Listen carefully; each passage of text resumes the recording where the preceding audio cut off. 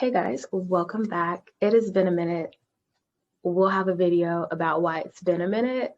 I'm currently in a winter storm. I'm not even at home. I'm in another city, but that will be a whole nother video. But since I have time, I thought we would do a story time. So let's just get into it. Y'all know I've been trying to date. This though is like from probably 3 years ago. I think it's 3 years ago now. But anyway, I came to Houston and I got on Tinder, got on Bumble. My girls were like, let's go.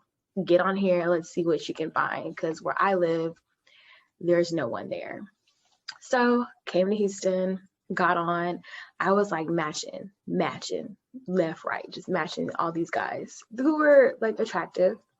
And so I ended up matching with one guy and I told him like, hey, I don't live here, but I'll be here for a little bit. He was like, I want to take you out. I was like, okay, cool. I'm up for that. So we ended up going to Papacitos. It's cute. It's nice. I'll take it. It ain't Papa Do's, but it's Papacitos. So we went there. He looked like he looked on the picture.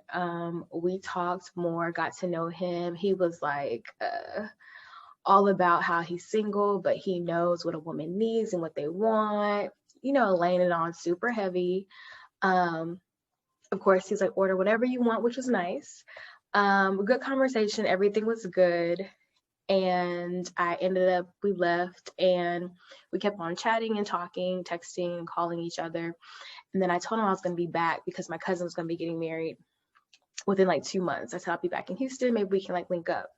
Cool. Went back home to my city and I get home and of course, what does he do? He ghosts me. Per usual, that's what works. That's how it is, y'all know. So I get ghosted and I'm just like, whatever. He was full of it. And so time had passed. I went to the wedding. This is what happened. Went to my cousin's wedding and it was the first time I ever got my makeup done professionally. Like I could do a good beat. We did a beat today. But I had my makeup done professionally. So of course, I had to post some pictures and, set these thirst traps, what you guys call it. So I posted those. And of course, that's when he hit me up. He was like, hey, you didn't tell me you were in Houston. And I'm like, well, I have not heard from you in like a couple months. So it had been like 2 months already. Like you ghosted me. And he's like, oh, well, my brother passed away. And I was like, oh, wow, I'm really sorry to hear that. And this is via text. And I was like, well, you could have, even though that happened, I'm sorry, you still could have communicated that to me. That way, I would at least know what was going on and not being like, I thought we had a good time. It was all good. And then you just ghosted me. He was like, well, I don't want to like bother you with any of my problems. I said, once again, I get that. But you could have just said, hey, it's not a good time right now. I'll hit you back up or something. But he didn't say anything. So then he ends up calling me. So he calls me and we're talking and I'm like, I'm really sorry about your brother. I was like, so I went up to Houston in July. That's when we met. My cousin got married in early October. So yeah, it's been a couple months. And I was like, so when did your brother pass away? And he was like, hold on. And he was like thinking about when his brother died. And I'm like, if your brother was so close to you, why would you sit there and think about when your brother died? Sorry, I'm at my homegirl's house. So anyway, if you hear anything in the background, that's her.